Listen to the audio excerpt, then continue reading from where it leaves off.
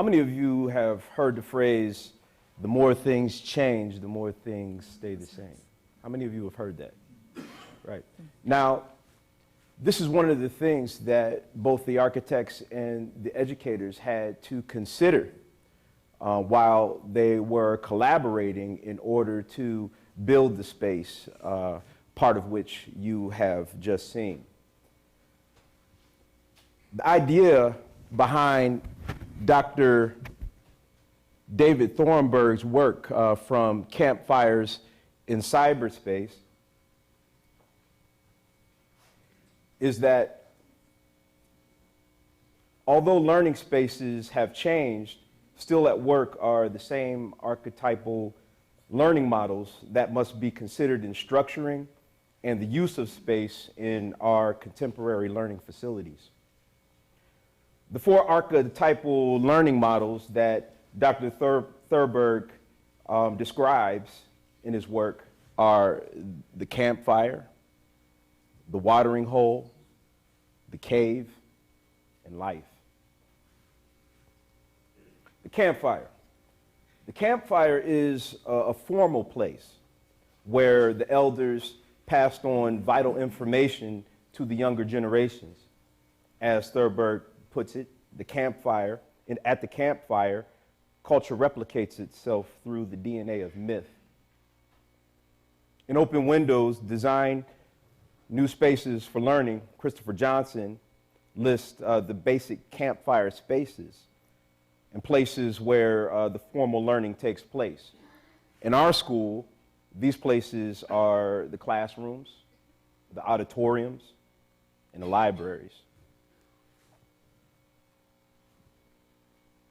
The second archetypal learning model is the watering hole. The watering hole represents the informal spaces where people share information with neighbors.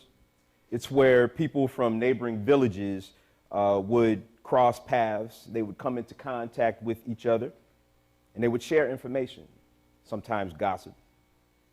It's where peer teaching takes place, or discussions of recent news or discoveries. In the learning spaces of our times, the watering hole is represented by the hallways, the cafeterias, the courtyard, and areas where learners play.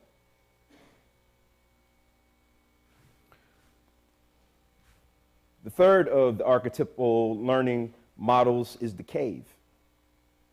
According to Dr. Thornburg, the cave is a place for reflection. It's where we come into contact with ourselves. As it was in the times which predate civilization, so it is today. Learning communities need places for meditation. A quiet space where learners may be able to shape their visions.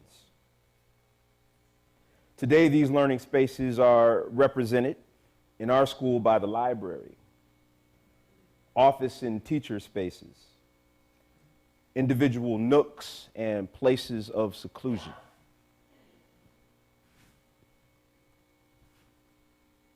The final archetypal learning model described by Dr. Thornburg is life. Life is where we use all the knowledge that has been gained. Life is where knowledge comes into immediate use. It's where the learner gets to try what has been learned. In our time, life is best described by the pedagogical model, problem-based learning.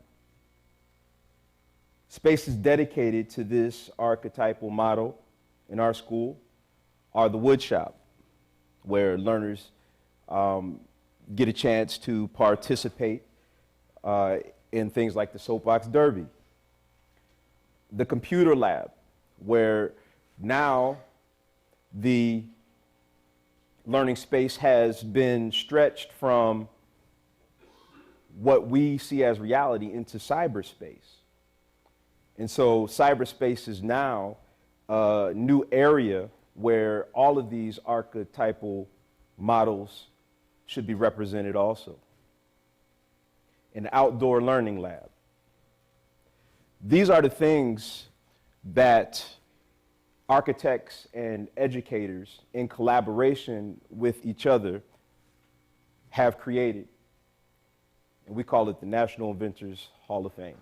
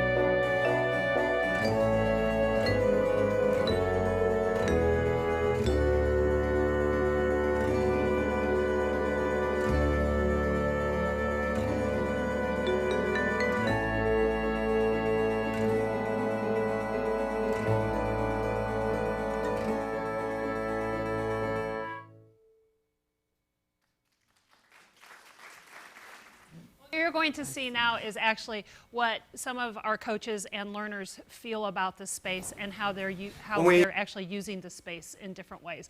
And then Tracy is going to speak, and then you'll actually see it in action.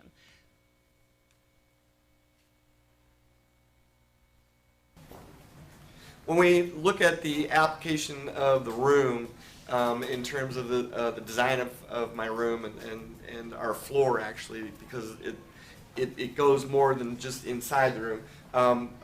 The features that I love in here are we're looking at multiple workspaces for kids, including the computer stations with the larger monitors, the embedded white boards embedded right into the walls.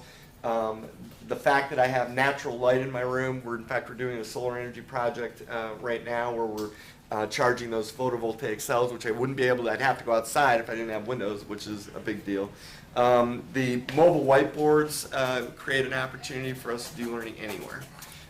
We use the teaming area for problem-based learning units when we roll out the problems, and the grade levels can sit together and discuss their path for solving the problem.